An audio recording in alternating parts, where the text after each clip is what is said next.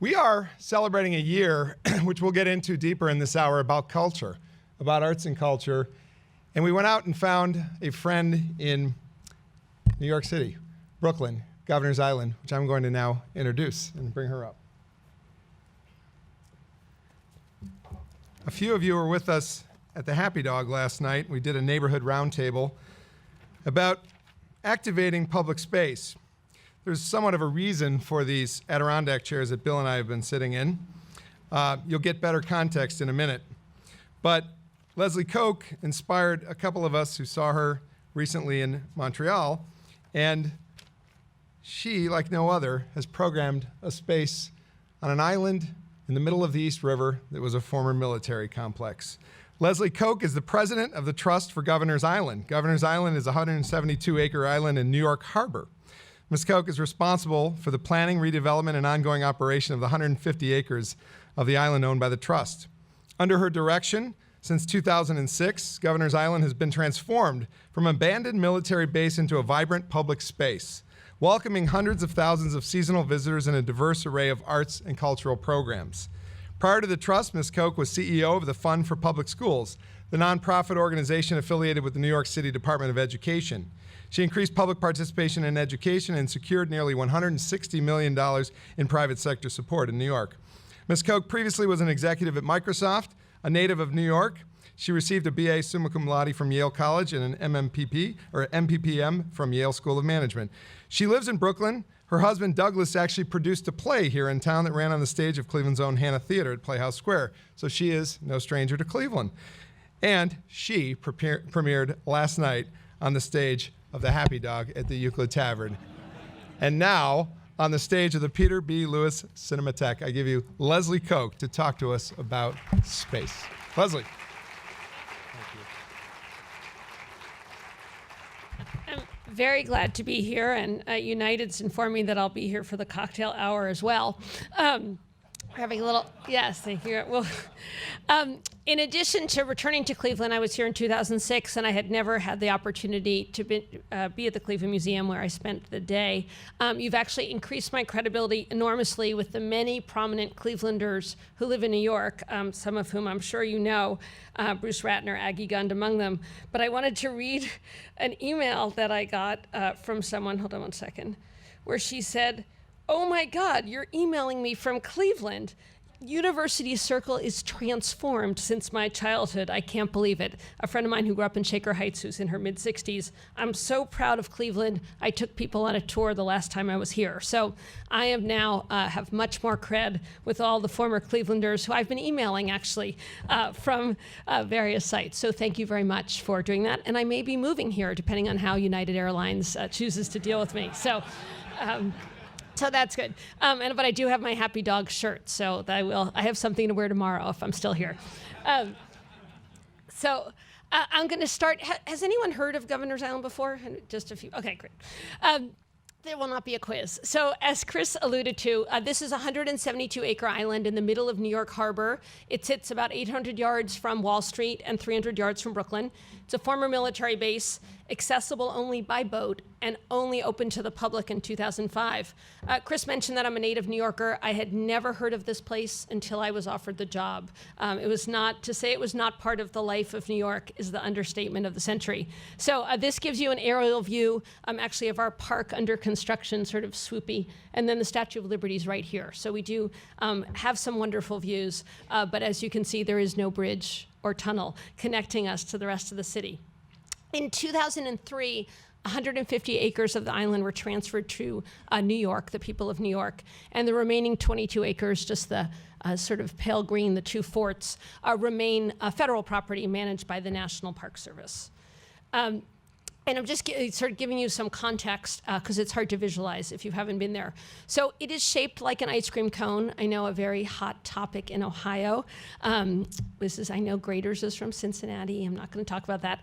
But it is shaped like an ice cream cone. The ice cream is a National Historic District, which means that every inch of it is protected, every blade of grass, and has more than 50 buildings totaling 1.4 million square feet that were left vacant by the military but are protected. The southern half of the island, when we got there, I began working there in 2006, was flat as a pancake, sort of a landscape that you might say had potential, filled with derelict buildings. The federal government required that we build a new park, and that actually remained closed to the public even longer. So back in 2006, I took this job, and the federal government, when they transferred it, added a couple of twists. They banned residential housing and gambling, which would be really the only things that would make money.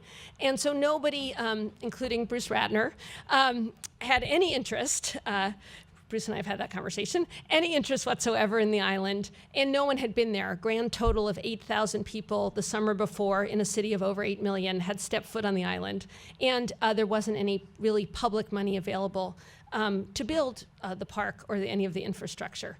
So I took this job. I did ask my husband if I was crazy, but he works in the theater, so that was the wrong person to ask. And so we decided to start with public use, activating the island and creating a desirable place for the public, for the real estate community, and for political leaders, and to stimulate activity instead of sort of drafting a conventional master plan.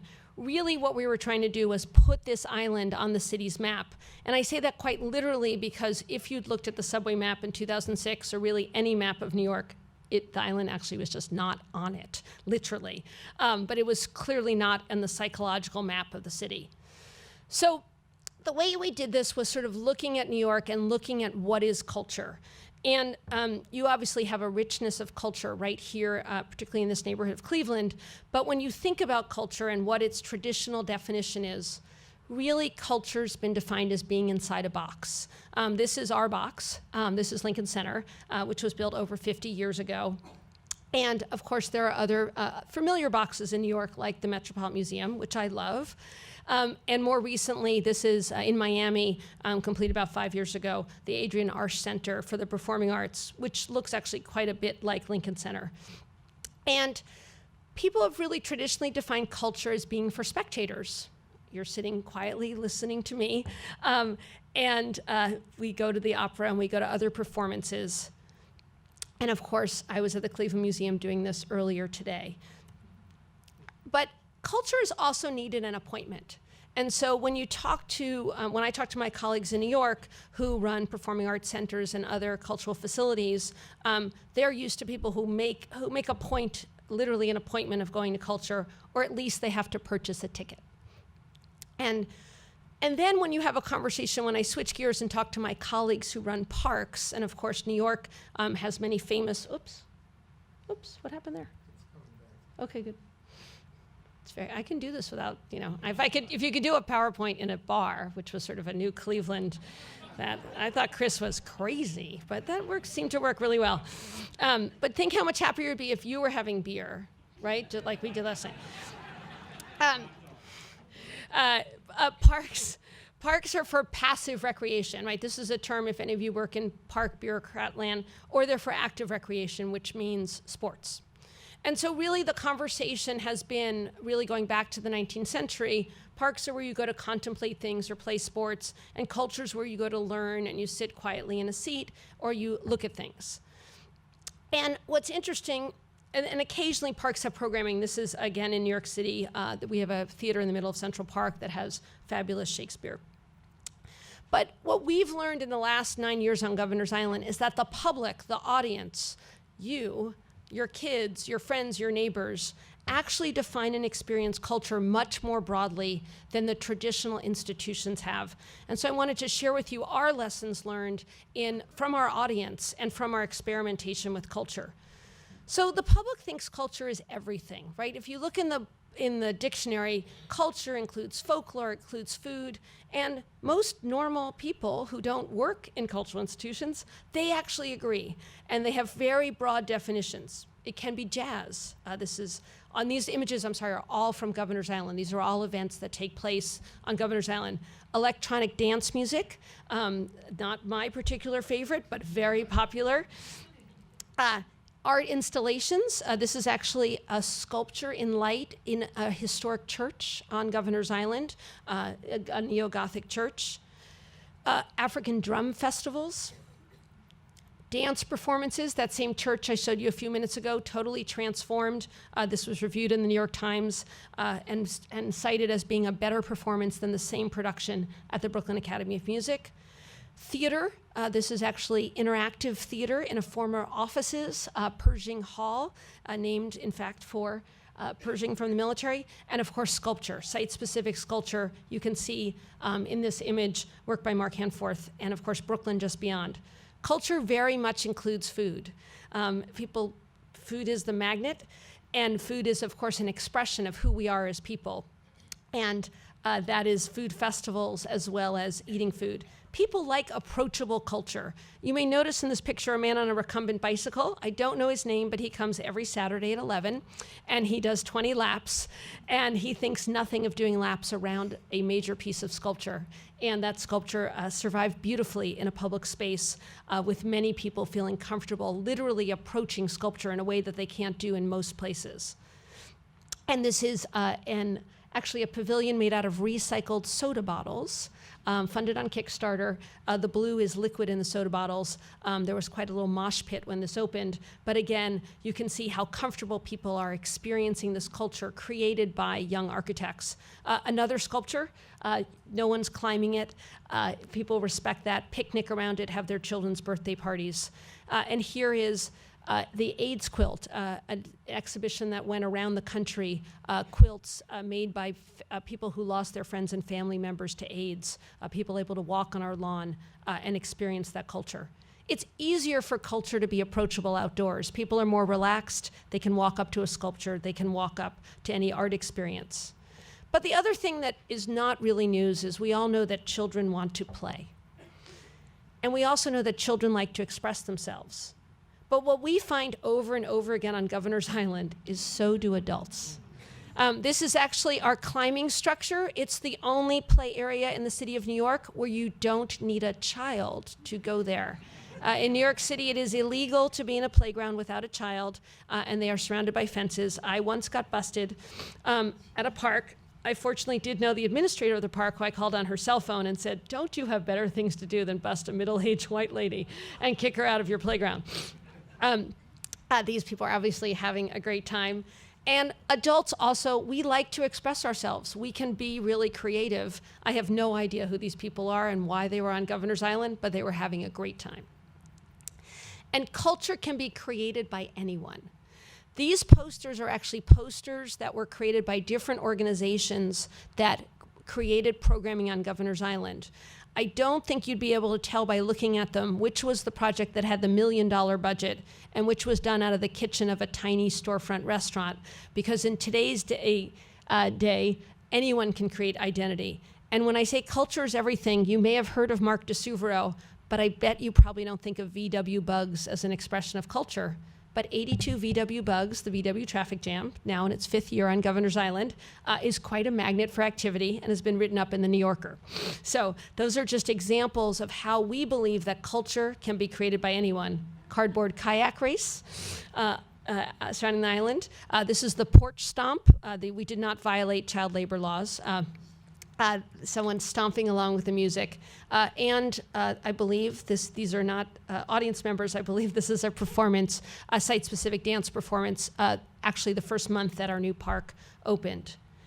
And really fundamentally, the audience is part of the performance. This is actually a beautiful image of a signature event on Governor's Island called the Jazz Lawn Party. Everyone dresses as if they're in the Great Gatsby. There are thousands of people. What's amazing is if you're on the subway in New York that day, you'll start to see people on the subway, kind of heading to the boats. None of these people know Michael Arenella, the band leader, who's been doing this for 10 years, but they spend months planning their costumes, arranging with their friends, organizing their picnics. And for those of us who are not chic enough to dress in Great Gatsby, we have a wonderful time coming to the island and seeing the most incredible parade of fashion you could possibly imagine, and written up in the New York Times every year. And of course, the audience participates in all kinds of events on the island. Again, I have no idea who these people are, and I missed this creature. So I was, unfortunately, a day I was off the island. And yoga is a form of culture and a form of participation. Culture is social. What's really interesting when you look at research, and what I'm showing you are images from the island, but they actually map to surveys of people who participate in culture nationally. The number one reason why people say they don't go to a museum or an orchestra performance is because they can't find someone to go with them. So I went to the museum because I love museums. I'll do anything to, I organize my day around going to the museum. But most people want to go with somebody else and they want to hang out. And that's really important. And we need to think a lot harder about how we organize all of our cultural facilities to make that easier for people. And they love to do that with friends, as well as family members, and of course with strangers. This is what's called a flash mob. MP3 flash mob, and is an incredible event, either if you choose to participate or if you happen to be on Governor's Island or in a public space in New York when this takes place. And it's even better together. This is actually our treehouse surrounded by our miniature golf course, all created by artists. And of course, there are people there with their family and friends and people with strangers. Tiny kids, of course, know how to use a treehouse and play mini golf, but lots of hipsters do too. And it's an amazing feeling of community when they're all together, happy. Public spaces should let you relax. Cities are stressful. Life in the 21st century is stressful. And that is why we build beautiful places and invest our time in culture. This is our new park on Governor's Island, which we opened last year. And these are our hammocks, 50 hammocks in a public space. We also, as Chris alluded to, have pioneered Adirondack chairs, but of course Cleveland has done us one better with your giant Adirondack chair, which I will not be able to fit in my flight that will probably not take off in the overhead bin, but I really want that chair. And alleviate the stress of urban life. Hammocks are a signature of Governor's Island, and every year I get a letter from one of our visitors who says, can you please put a timer in? Because it's just not fair that people fall asleep. And I'm like, thank you very much for coming this year too, and no, we will not put a timer in, because isn't it great that people feel comfortable enough taking a nap in a public park in New York City? For those of us who grew up in the 70s in New York, that is still shocking. And this is the only image not on Governor's Island. This is an opera house in Oslo. And what they figured out was creating in Oslo, a city that has a very short summer, this is the roof of the opera house, creating a place where people could hang out that is also an opera house makes it a very popular magnet for an entire city. So we like to call Governor's Island the place created by and for New Yorkers, because every experience that I shared with you, I don't produce, I don't fund, I don't curate. Those are all created by people in my city. And we are New York City's shared space for art and play. So thank you very much for having me.